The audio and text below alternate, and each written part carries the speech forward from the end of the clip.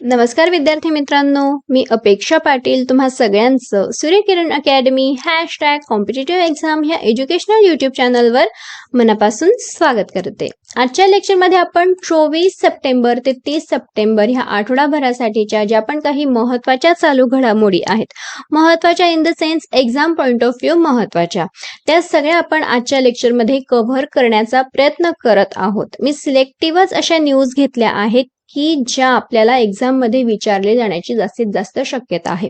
So हे जे lecture आहे ते खूप इम्पॉर्टंट असल्यामुळे तुम्ही अजिबात स्किप न करता हे लेक्चर पूर्ण बघा. ही जी माहिती आहे ती तुम्हाला सर्व प्रकारच्या स्पर्धा परीक्षांसाठी अत्यंत उपयुक्त ठरणार आहे. सो ही जी माहिती आहे ती तुम्ही व्यवस्थित बघा आणि ह्या संदर्भाच्या तुम्हाला जर नोट्स हव्या असतील तर त्यासाठी तुम्ही मला खाली कमेंट बॉक्समध्ये सांगा की तुम्हाला नोट्स पाहिजेत म्हणून. जर तुम्हाला पाहिजे असतील तर मी आपल्या टेलिग्राम चॅनलवर ह्या ज्या नोट्स आहेत त्या उपलब्ध करून देईल. चला तर मग आता कुठलाच वेळ वाया न घालवता आपण आजच्या लेक्चरची सुरुवात करूया. पण तत्पूर्वी तुम्ही आपल्या ह्या यूट्यूब चॅनलवर जर नवीन असाल आणि आतापर्यंत आपल्या ह्या लाडक्या यूट्यूब चॅनलला तुम्ही सबस्क्राईब केलेलं नसेल तर सर्वात आधी आपल्या ह्या लाडक्या यूट्यूब चॅनलला सबस्क्राईब करा आणि शेजारील बेल आयकॉन प्रेस करून ऑल नोटिफिकेशन पण सेट करा, जेणेकरून ह्यापुढे मी असेच जे पण काही महत्त्वाचे व्हिडिओज आहेत ते अपलोड करेल तेव्हा त्याचं नोटिफिकेशन तुम्हाला इझिली मिळून जाईल. चला तर मग आता कुठलाच वेळ वाया न घालवता आपण आजच्या लेक्चरची सुरुवात करूया. आजच्या लेक्चरमध्ये पहिलीच न्यूज आहे रायनो. रायनो म्हणजे गेंडा. इंटरनॅशनल रायनो फाउंडेशनने स्टेट द रायनो 2023 अहवाल जो आहे तो प्रकाशित केलाय आणि ह्या अहवालानुसार आफ्रिका आणि आशियातील 5 प्रकारच्या गेंड्यांचे सर्वेक्षण करण्यात आले. जागतिक गेंडा दिन जो आहे तो दरवर्षी 22 सप्टेंबर रोजी साजरा केला जात असतो आणि ह्या दिनाच्या निमित्ताने हा जो अहवाल आहे तो हा जो अहवाल आहे तो सादर करण्यात आलेला आहे. हा जो दिन आहे तो पहिल्यांदा दक्षिण आफ्रिकेद्वारे 2010 मध्ये साजरा करण्यात आला होता. आता ह्या अहवालामध्ये महत्त्वाचे मुद्दे काय सांगण्यात आले बरं, तर पहिला मुद्दा आहे की अजूनही शिकारीमुळे या गेंड्यांच्या प्रजातींना धोका आहे. म्हणजे हे जे गेंडे आहेत तर त्यांच्या ज्या प्रजाती आहेत, एकूण किती प्रजाती आहेत, ह्या 5, तर या सगळ्याच्या सगळ्या प्रजातींना शिकारीचा धोका आहे. दुसरा मुद्दा आहे पांढऱ्या गेंड्यांच्या शिकारी जास्त प्रमाणात होतात आणि हे जे पांढरे गेंडे आहेत तर ते प्रामुख्याने कुठे आढळतात, तर ते आढळतात दक्षिण आफ्रिकेमध्ये. तिसरा मुद्दा आहे जागतिक हवामान बदलाचा परिणाम गेंड्यांवर होतोय, त्यामुळे हे गेंड्यांचा मृत्यू उद्भवतोय. ह्या जागतिक हवामान बदलांचा जो परिणाम आहे तो गेंड्यांवर होतोय, त्यामुळे त्यांचा मृत्यू होतोय, त्यामुळे पण त्यांची जी प्रजाती आहे त्यांना धोका निर्माण झालेला आहे. जावा गेंडे फक्त किती उरलेत? 76, फक्त 76. पांढरा गेंडा आहे 16,803. एक शिंगी गेंडा जो प्रामुख्याने भारतात आढळतो आणि त्यांची संख्या आहे 4,014. काळा गेंड्यांची संख्या आहे 6,487 आणि सुमात्रन गेंड्यांची संख्या तर फक्त 34 ते 47 दरम्यान आहे. पुढील न्यूज बघू आपण. पंतप्रधान नरेंद्र मोदींनी 24 सप्टेंबर 2023 रोजी 9 वंदे भारत रेल्वे गाड्यांना हिरवा झेंडा दाखवलाय. म्हणजे 9 वंदे भारत रेल्वे अजून नव्याने सुरू करण्यात आल्या आहेत. तर त्या वंदे भारत रेल्वे कोणत्या बरं, तर पहिली आहे उदयपूर जयपूर वंदे भारत एक्सप्रेस. दुसरी आहे Tirunelveli Madurai Chennai Vande Bharat express. Hyderabad Bengaluru Vande Bharat express. Vijayawada Chennai Vande Bharat express. Patna Howrah Vande Bharat express. Kasaragod Thiruvananthapuram Vande Bharat express. Rourkela Bhubaneswar Puri Vande Bharat express. Ranchi Howrah Vande Bharat express. Jamnagar Ahmedabad Vande Bharat express. आता ह्या क्षणाला आजच्या तारखेला भारतात एकूण 34 वंदे भारत एक्सप्रेस धावणार आहेत आणि ह्या 34 पैकी महाराष्ट्रात, आपल्या महाराष्ट्रात 5 वंदे भारत एक्सप्रेस आहेत. पहिली वंदे भारत एक्सप्रेस कोणती होती? ती प्रामुख्याने लक्षात असू द्या. तर कुठलीही पहिली गोष्ट असेल, पहिला इव्हेंट असेल तर त्याबद्दल हमखास प्रश्न विचारले जातात. तर ही पहिली वंदे भारत एक्सप्रेस आहे दिल्ली ते वाराणसी वंदे भारत एक्सप्रेस. पुढील न्यूज बघू आपण आता. भारताचे परराष्ट्र मंत्री एस जयशंकर 9 दिवसांच्या अमेरिकेच्या दौऱ्यावर गेलेले आहेत. त्यांचा हा दौरा 22 ते 30 सप्टेंबर 2023 दरम्यान असेल.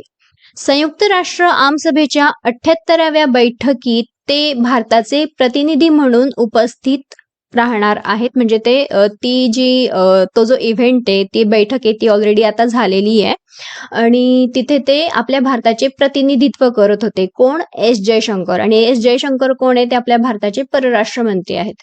आणि ह्या इव्हेंट दरम्यान एस जयशंकर तेथे UN म्हणजे युनायटेड नेशन्स, संयुक्त राष्ट्र, India UN for global south delivering for development या कार्यक्रमांचे आयोजन करणार आहेत.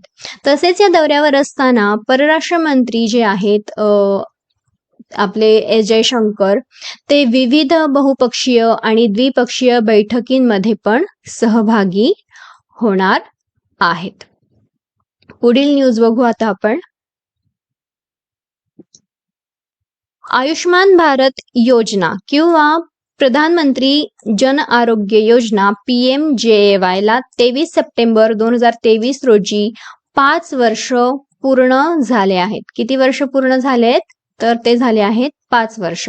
या योजनेची सुरुवात आपल्या भारताचे महान असे प्रधानमंत्री नरेंद्र मोदीजींनी 23 सप्टेंबर 2018 रोजी झारखंड मधील रांची येथून केली होती. कुठून केली होती हे पण महत्वाचं असतं. कुठून? झारखंड मधील रांची येथून. या योजनेला 5 वर्ष पूर्ण झाल्यानिमित्ताने केंद्रीय आरोग्य मंत्री मनसुख मांडविया यांनी आरोग्य मंथन 2023 हे अभियान सुरू केले आहे. कोणते अभियान सुरू केले? आरोग्य मंथन 2023. ही योजना गरीब कुटुंबांना 5 लाख रुपयांपर्यंतचे आरोग्य विमा प्रदान करते. तसेच सरकारने 27 सप्टेंबर 2021 रोजी आयुष्मान भारत डिजिटल मिशन ही सरकारची आरोग्य क्षेत्रातील ही एक महत्वाकांक्षी योजना सुद्धा सुरू केलेली आहे. पुढील न्यूज बघू आता आपण. युद्धाभ्यास हा एक सैन्याचा, भूदलाचा, म्हणजे सैन्य म्हणजे जे भूदलाचे सैन्य असतात त्यांचा हा एक युद्ध सराव आहे. या युद्ध सरावाचंच नाव आहे युद्धाभ्यास. युद्ध अभ्यास किंवा युद्धाभ्यास. युद्धाभ्यास हा भूदलाचा युद्ध सराव 25 सप्टेंबर ते 8 ऑक्टोबर दरम्यान आयोजित करण्यात आलेला आहे. म्हणजे तो 25 सप्टेंबर सुरू झाला आणि तो ऑक्टोबर महिन्याच्या 8 तारखेपर्यंत चालणार आहे. ठिकाण कोणतं आहे या युद्ध सरावाचं? कुठे होणार आहे हा युद्ध सराव? तर अमेरिकेतील अलास्का येथील फोर्ट वेनराईट येथे. हा सराव भारत आणि अमेरिकेच्या सैन्य दलामार्फत संयुक्तपणे आयोजित केला जातो. ही या सरावाची 19वी आवृत्ती आहे आणि ह्या सरावाची 18वी आवृत्ती भारतातील उत्तराखंड येथे आयोजित करण्यात आली होती. म्हणजे हा युद्धाभ्यास आहे ना, भारत आणि अमेरिकेमध्ये होतो आणि अल्टरनेट ठिकाण यांची आयोजित केली जातात. म्हणजे जर एका वर्षी भारतात झाला असेल तर पुढच्या वर्षी अमेरिकेत होतो, त्याच्या पुढच्या वर्षी परत भारतात, असं अल्टरनेटली हे सुरू असतं. एकदा भारत, एकदा अमेरिका. पुढील न्यूज बघू आता आपण. कर्मा पूजा हा एक वार्षिक उत्सव आहे आणि तो कुठे साजरा केला जातो? तर झारखंड राज्यात साजरा केला जातो. कापणी, निसर्गाची पूजा, भाऊ बहिणींमधील संबंध आणि करत वृक्षाला आदरांजली वाहण्याशी संबंधित सर्वात लोकप्रिय सणांपैकी हा एक आहे. झारखंड राज्यात जे पण काही सण साजरे केले जातात तर त्यापैकी लोकप्रिय सणांमध्ये हा एक म्हणून असा गणला जातो. इथे करत नावाचा जो वृक्ष आहे त्याला सुद्धा आदरांजली वाहिली जाते. या उत्सवादरम्यान करत वृक्षाची फांदी नाचत गात ज्या ठिकाणी समूह नृत्य करायचे आहे त्या ठिकाणी नेले जाते आणि त्या झाडाच्या आजूबाजूला नृत्य केले जाते, समूह नृत्य केले जाते. दुसऱ्या दिवशी करम देवाला उपटून गावातील म्हणजे त्या झाडाला उपटून सर्व घराघरात प्रदक्षिणा घालून विधीपूर्वक विसर्जन केले जाते. आता आपण पुढील न्यूज बघू. नुकतेच ड्रोन शक्ती 2023 चे उद्घाटन संरक्षण मंत्री राजनाथ सिंह यांच्या हस्ते करण्यात आले. उत्तर प्रदेशमधील हिंडन गाझियाबाद येथील भारतीय वायुसेना तळावर भारत ड्रोन शक्ती 2023 हा जो इव्हेंट होता त्याचं उद्घाटन करण्यात आलंय. आयोजन कुठे करण्यात आलंय, आयोजन कोणामार्फत करण्यात आलंय तर भारतीय हवाई दल आणि फेडरेशन ऑफ इंडियाने संयुक्तपणे याचे आयोजन केले. हा कार्यक्रम 2 दिवस चालणार आहे आणि यामध्ये 50 हवाई प्रात्यक्षिके आयोजित केली जाणार आहेत. ड्रोनचा उपयोग कुठे कुठे होतो तर सर्वेक्षण, कृषी, अग्निशमन, रणनीतिक पाळत इत्यादी ठिकाणी ह्या ड्रोनचा उपयोग केला जातो. तर आजकाल लग्न समारंभामध्ये काही विविध कार्यक्रम असतील तर त्या ठिकाणी फोटोज वगैरे क्लिक करण्यासाठी सुद्धा या ड्रोनचा उपयोग होत असतो. भारताला 2023 पर्यंत जागतिक ड्रोन हब बनवायचा भारताचा निर्धार आहे. पुढील न्यूज, आंध्र प्रदेश राज्यातील अत्रेयपुरम पुथारेकुला या मिठाईला GI टॅग देण्यात आला आहे. कुठली मिठाई आहे ही? अत्रेयपुरम पुथारेकुला. कुठल्या राज्यामधली? आंध्र प्रदेश. आंध्र प्रदेश राज्यातील कोनासीमा जिल्ह्यातील अत्रेयपुरम गावातील तांदूळ आणि गुळापासून ही मिठाई जी आहे ती बनवली जाते. या मिठाईला पुठाले, रेकुलू तसेच इंग्रजीमध्ये शीट्स असे नाव आहे. तसेच स्थानिक भाषेमध्ये या मिठाईला बोंडालू असे सुद्धा म्हणतात. या मिठाईला 300 वर्षांपेक्षा जास्त वर्षांचा इतिहास लाभला आहे असा दावा केला जातोय तिथल्या स्थानिक लोकांकडून. पुढील news, counter terrorism field training exercise FXT हा कार्यक्रम 25 सप्टेंबर ते 30 सप्टेंबर 2023 रोजी आयोजित करण्यात आला.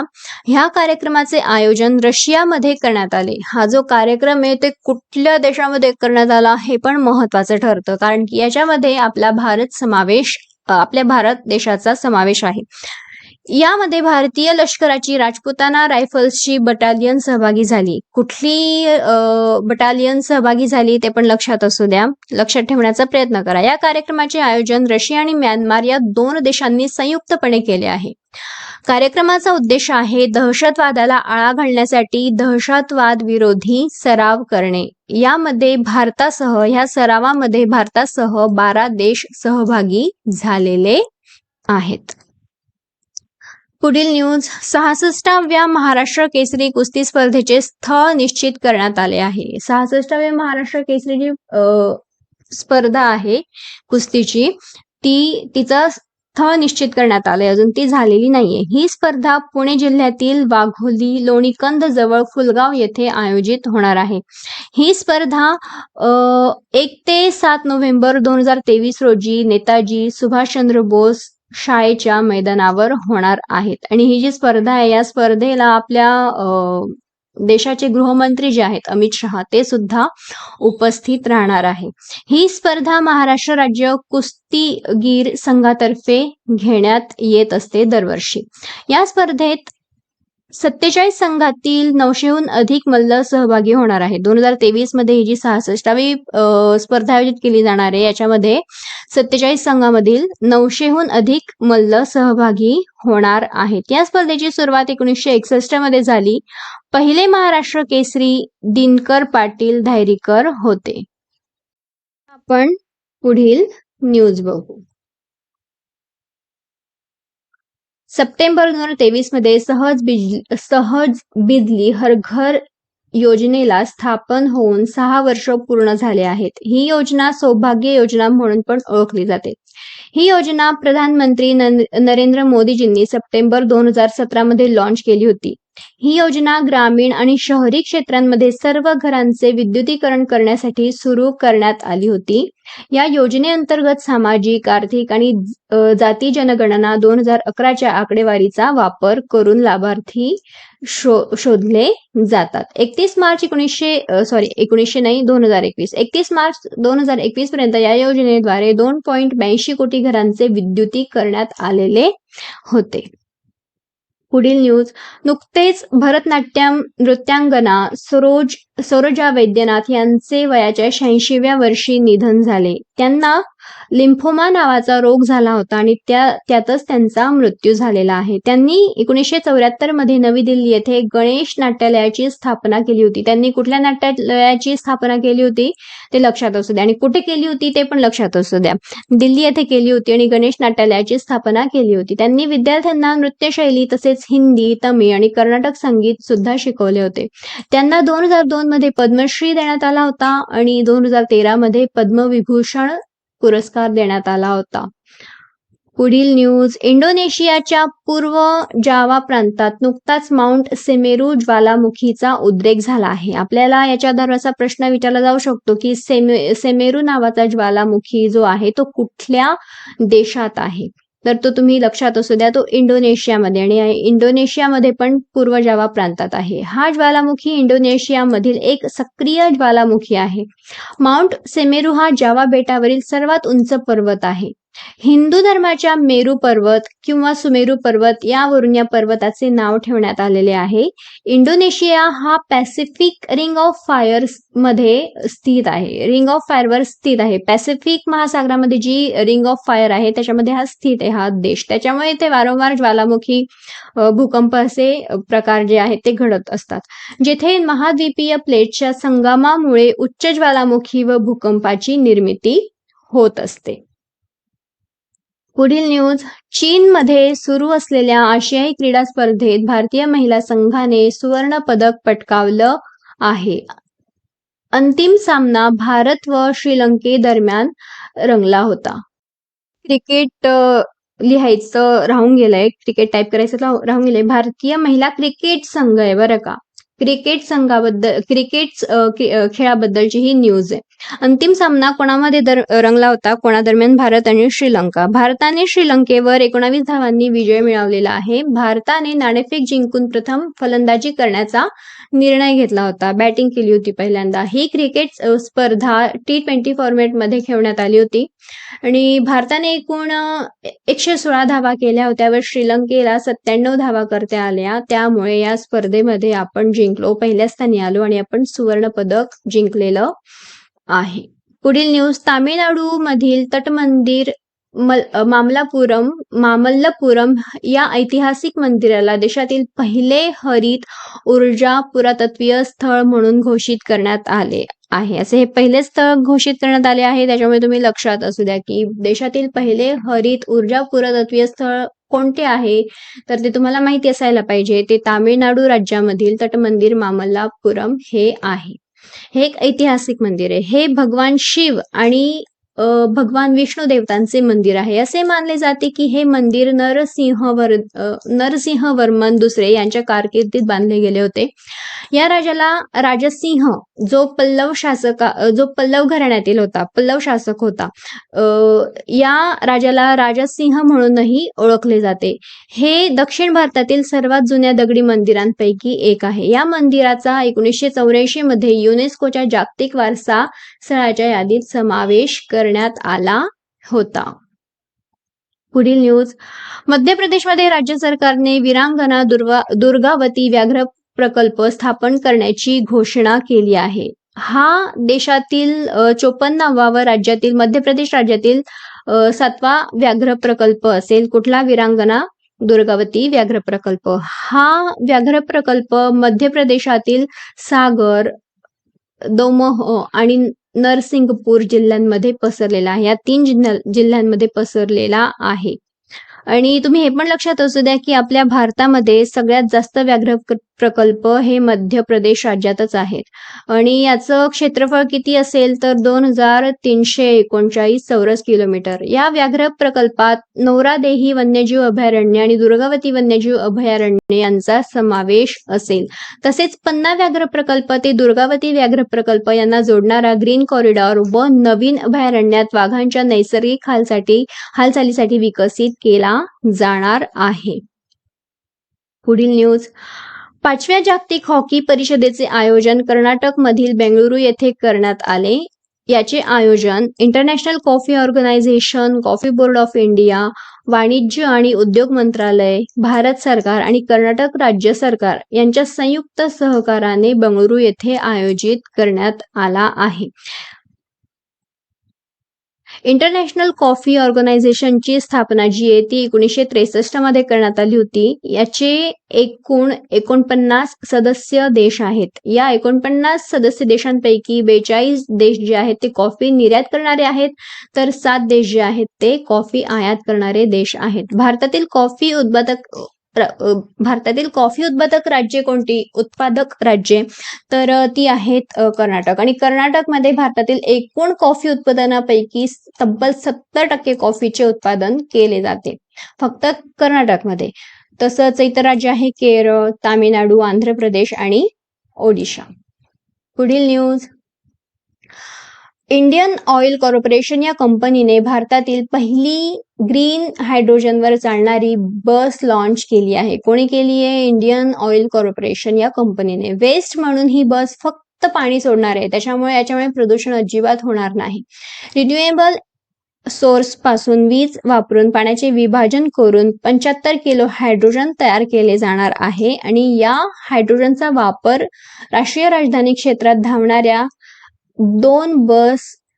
दोन बसेसला ऊर्जा दिली जाणार आहे. आणि ही बस काय उत्सर्जित करणार आहे? फक्त पाणी. वेस्ट म्हणून फक्त पाणी उत्सर्जित करणार आहे, त्याच्यामुळे प्रदूषण होणार नाही. भारतात जीवाश्म इंधनाचा वापर कमी करण्यास या हायड्रोजन बसची मदत होईल. या बसेसमध्ये हायड्रोजनचे प्रत्येकी 30 किलोचे 4 सिलेंडर भरले जातील व यामार्फत ही बस 350 किलोमीटर अंतर चालण्यास सक्षम असेल. हे सिलेंडर 10 ते 12 मिनिटात भरले जातील.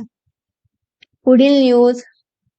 दरवर्षी जागतिक रेबीज दिवस 28 सप्टेंबर रोजी साजरा करण्यात येत असतो. हा रोग जो आहे तो पिसाळलेला कुत्रा, मांजर, ससा यांसारखे प्राणी चावल्यामुळे होत असतो. या भयानक रोगाविषयी लोक जागरण व्हावे, तसेच त्याचे बळी ठरणारे प्राणी व मानव यांच्यावर इलाज करण्यासाठी एकच औषध उपलब्ध होण्याच्या उद्देशाने हा दिवस साजरा केला जात असतो दरवर्षी. आणि 2007 पासून हा दिन साजरा केला जातो. पहिला जागतिक रेबीज दिवस 28 सप्टेंबर 2007 रोजी साजरा करण्यात आला होता. 2023 ची या दिनाची थीम आहे all for one, one health for all. French रसायनशास्त्रज्ञ लुई पाश्चर यांच्या पुण्यतिथीनिमित्त हा दिन साजरा केला जात असतो. तुम्हाला कन्फ्युजन होईल की लुई पाश्चर यांची पुण्यतिथी का जयंती? तर पुण्यतिथी निमित्त हा दिन जो आहे तो साजरा केला जात असतो, जागतिक रेबीज दिवस. आता ह्या लेक्चर मध्ये आपण शेवटची न्यूज बघू. ती आहे दिग्गज अभिनेत्री वहिदा रेहमान यांना 2021 सालासाठीचा दादासाहेब फाळके पुरस्कार जाहीर झालेला आहे. या पुरस्काराची घोषणा केंद्रीय मंत्री अनुराग ठाकूर यांनी केली. भारतीय चित्रपट सृष्टीतील त्यांच्या अतुलनीय योगदानामुळे त्यांना हा पुरस्कार जाहीर झालेला आहे. त्यांचे तर भरपूरच असे चित्रपट आहेत, पण त्यातल्या त्यात जे त्यांचे गाजलेले चित्रपट आहे की जे आपल्याला विचारले जाऊ शकतात ते तुम्ही लक्षात असू द्या. ते चित्रपट आहे प्यासा, कागज के फूल, चौदवी का चांद, साहेब बीबी और गुलाम, गाईड, खामोशी इत्यादी. त्यांनी त्यांच्या जीवनातील 5 दशकाहून अधिक कार्यकाल त्यांनी भारतीय चित्रपट सिनेसृष्टीला दिला आहे. आणि याच त्यांच्या समर्पणाला लक्षात ठेवून, त्यांचं हे योगदान बघून त्यांना हा पुरस्कार जो आहे दादासाहेब फाळके पुरस्कार, चित्रपट सृष्टीतील सर्वात मोठा पुरस्कार त्यांना प्रदान झाला आहे 2021 सालासाठीचा अभिनेत्री वहिदा रेहमान यांना. आय होप हे जे लेक्चर आहे ते तुम्हाला व्यवस्थित समजलं असेल आणि आवडलं असेल. ही माहिती तुम्हाला इन्फॉर्मेटिव्ह वाटली असेल तर तुम्ही तुमच्या इतर मित्रांना माझा हा व्हिडिओ शेअर करा, जेणेकरून तुमच्या इतर मित्रांना सुद्धा माझ्या या व्हिडिओची मदत होऊ शकेल. आपण आता नेक्स्ट व्हिडिओमध्ये भेटूया. आजच्या लेक्चरमध्ये आपण इथेच थांबू. जय हिंद, जय महाराष्ट्र. धन्यवाद.